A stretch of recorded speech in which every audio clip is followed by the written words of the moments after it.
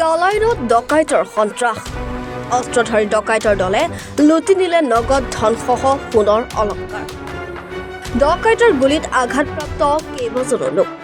নিশা কাছাৰ জিলাৰ কালাইন বজাৰৰ গাতে লাগি থকা পেচাচোৰাত সংঘটিত হয় ডকাইতি প্ৰায় 10জনীয়া অস্ত্ৰধাৰী ডকাইতৰ দল এটাই বিনয় দেৱ নামৰ লোক এজনৰ ঘৰত অভিযান চলাই লুটি নিয়ে নগদ ধনসহ সোণৰ অলংকাৰ ডকাইতৰ আক্ৰমণত বিশ্বজিৎ দেৱ গুৰুতৰভাৱে আহত হোৱাৰ লগতে তেওঁৰ চুবুৰীয়া লিটন দেৱৰ হাতত গুলী লাগে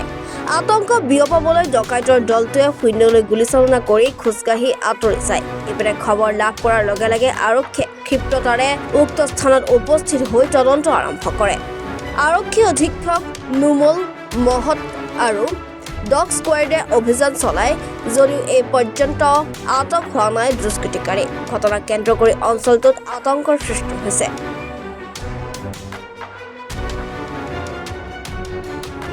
আমরা এখানে পেচাচোরা বাজারে বিশ্বদেবের বাড়িতে এসেছি রুদ্রাক্ষ ফাউন্ডেশন থেকে এখানে কাল রাতে একটা ডাকাতি হয়েছে এখানে একজন গুলিতে আঘাতও পেয়েছে তারপর যে ঘরের ছেলে যে ওনার যে ওর উপরও আঘাত হয়েছে অনেক কিছু 10 থেকে 12 জন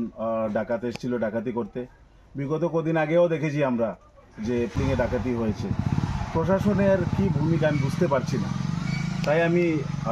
এসপি কাছাড় সিএম হিমন্ত বিশ্ব শর্মা মহাশয় সবার কাছে নিবেদন ডিসির কাছেও নিবেদন যে এটার এগেনস্টে একটা ভালো অ্যাকশন নেওয়া হোক কারণ আজকে ওইখানে হয়েছে কালাইনে প্রপারে আজকে এখানে বিশ্বর এখানে হয়েছে কালকে যে কোনো বাড়িতে হতে পারে তাই সবার কাছে আমি নিবেদন করছি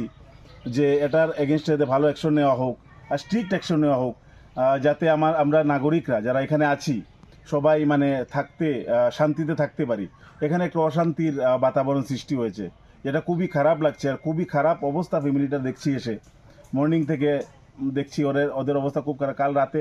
অনেকগুলো টাকা অনেক জিনিসপত্র নিয়ে চলে গেছে ওদের তাই এটা যাতে